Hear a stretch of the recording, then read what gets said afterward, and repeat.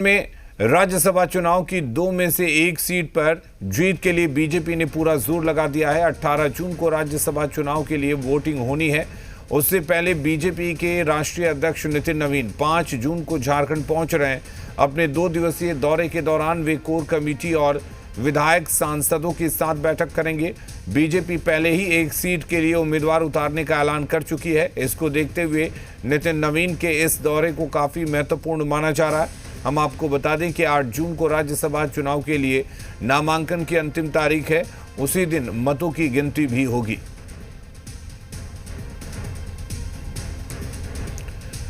तो झारखंड में राज्यसभा की 2 सीटों के लिए 18 जून को मतदान होना है। वोटिंग से पहले उम्मीदवार देने को लेकर सियासी सरगर्मी तेज हो गई है। झारखंड में बीजेपी ने जैसे ही उम्मीदवार देने का ऐलान किया, कांग्रेस और जेएमएम ने हॉर्स ट्रेडिंग की आशंका जताते हुए बीजेपी पर निशाना साधा है। वहीं बीजेपी ने नंबर गेम में पिछड़ने के बावजूद जीत का दावा किया है।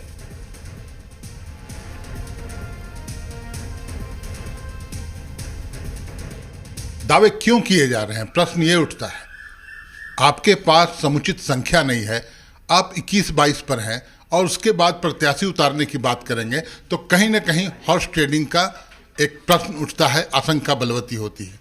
अगर ऐसा आप करने की कोशिश सोच भी रहे हैं तो झारखंड में आप सफल नहीं हो पाएंगे और आपकी शुचिता, नैतिकता, सुशासन पर एक बहुत बड़ा सवाल खड़ा हो। बीजेपी ने राज्यसभा चुनाव के लिए ये तय किया है और उन्होंने घोषणा की है कि हम राज्यसभा चुनाव लड़ेंगे। राजनीतिक दल हैं, चुनाव लड़ने के लिए उनको स्वतंत्रता है, वो निश्चित रूप से चुनाव लड़ें, लेकिन उनको ये भी बताना चाहिए कि जब उनके पास आंकड़े नहीं हैं तो वो आंकड़े भाई, चुनाव लड़ना हमारा राजनीतिक और संवैधानिक हक है। आप इससे क्यों हमें अलग करना चाहते हैं? क्या ये तानाशाही है यहाँ पर? और हमारा स्पष्ट रूप से मानना है कि हम चुनाव लड़ेंगे, बेहतर परिणाम देंगे। और बहुत बार हमने बिहार का उदाहरण देखा, उड़ीसा का उदाहरण देखा। संख्या कम थी लेकिन लोगों ने प्रधानमंत्री जी के नेतृत्व से प्रभावित होकर और जन कल्याण और गरीब कल्याण की योजनाओं से प्रभावित होकर हमने वोट दिया है। हाँ, अब जेएमएम कह रही है ईडी और सीबीआई को जांच करनी चाहिए पूरे जो चुनाव होगा उसका। हम स्वागत करते हैं, पर ईडी सीबीआई सिर्फ चुनाव तक क्यों सीमित रहे? झारखंड में हो रहे भ्रष्टाचार की भी जांच की हरी झंडी दे देना। और चंदन हमारे साथ जुड़े हुए हैं। चंदन, आखिर सवाल ये उठ रहा है जो जेएमएम और कांग्रेस लगातार उठा रहे हैं कि किस बिना पर बीजेपी जीत का दावा कर रहा है, और राज्यसभा चुनाव में 1 सीट पर जब बीजेपी ने अपने उम्मीदवार को उतारने का ऐलान कर दिया, उसके बाद किस तरह की राजनीतिक सरगर्मी देखी जा रही है? देखिए, बिल्कुल झारखंड में राज्यसभा की 2 सीटों के लिए वोटिंग होना है, चुनाव होना है। 8 तारीख नामांकन की आखिरी तारीख है और 18 तारीख को वोटिंग होगा और उसी दिन गिनती भी होगी अगर वोटिंग की नौबत आती है तो। बड़ा सवाल ये कि 2 सीटों के लिए चुनाव होना है और एक तरफ जहां झारखंड मुक्ति मोर्चा गठबंधन में दोनों सीटों पर दावेदारी जता रहा है, वहीं एक सीट पर कांग्रेस भी अपना दावा जता रहा है। कांग्रेस का कहना है कि झारखंड मुक्ति मोर्चा के बाद बड़ी पार्टी कांग्रेस है और ऐसे में एक सीट पर कांग्रेस का स्वाभाविक दावा बनता है। यानी कि गठबंधन के पास आंकड़े हैं लेकिन सीटों को लेकर जो खींचतान है, यानी अब तक जो बातें झारखंड मुक्ति मोर्चा की तरफ से आ रही है कि कार्यकर्ताओं की मांग है कि दोनों सीट झारखंड मुक्ति मोर्चा को मिले, झारखंड मुक्ति मोर्चा के जो लोग हैं वो जीत कर जाए। दूसरी तरफ कांग्रेस कह रहा है 1 सीट पे कांग्रेस का दावा स्वाभाविक बनता है, कांग्रेस को मिलना चाहिए। और इसी खींचतान के बीच बीजेपी ने 1 सीट पर उम्मीदवार उतारने का ऐलान किया है। इसको लेकर बाकायदा बीजेपी प्रदेश चुनाव समिति की बैठक हुई जिसमें यह तय किया गया कि झारखंड में बीजेपी 1 सीट पर अपना उम्मीदवार देगा और चुनाव जीतने का भी प्रयास करेगा। अब सवाल यह कि अगर राज्यसभा की सीटों के लिए झारखंड में कुल 81 विधानसभा की सीटें हैं, 1 सीट जीतने के लिए 28 विधायक की जरूरत होगी और झारखंड मुक्ति मोर्चा, कांग्रेस, राजद और लेफ्ट को मिला दे तो 56 विधायक उनके पास है। लेकिन जो उसमें खींचतान है, उसी खींचतान का फायदा बीजेपी उठाना चाहती है। बीजेपी को ऐसा लगता है कि गठबंधन में जो खींचतान है उम्मीदवार को लेकर, दावेदारी को लेकर, उसका फायदा बीजेपी को मिल सकता है और इसीलिए बीजेपी के लोग कह रहे हैं कि जो भी विधायक वोट करेंगे वो अपनी अंतरात्मा, राष्ट्र हित, प्रधानमंत्री मोदी के कामों को देखते हुए बीजेपी के पक्ष में वोट करेंगे और बीजेपी के उम्मीदवार जीतेंगे।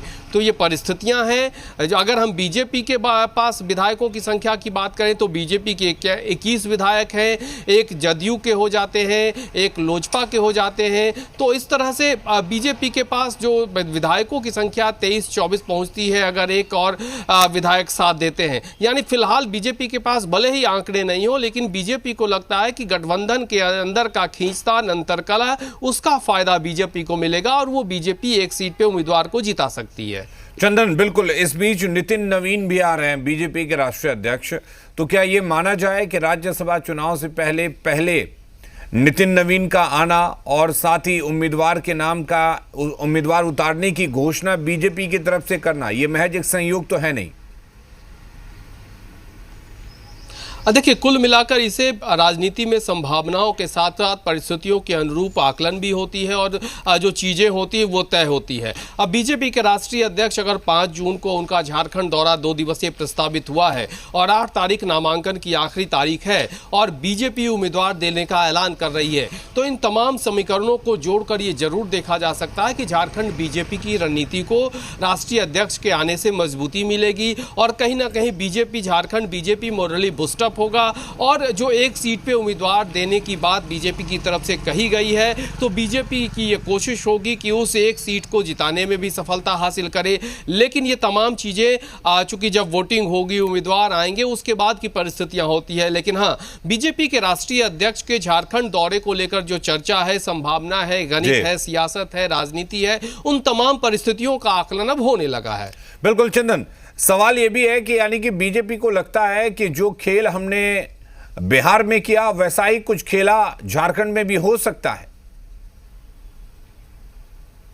बिल्कुल, बीजेपी को भरोसा है कि महागठबंधन में सीटों को लेकर, दावेदारी को लेकर जो खींचतान है झारखंड मुक्ति मोर्चा की तरफ से, अक्सर ये बयान आते रहे हैं कि झारखंड मुक्ति मोर्चा दोनों सीट पे उम्मीदवार देगा, कार्यकर्ताओं की मांग है।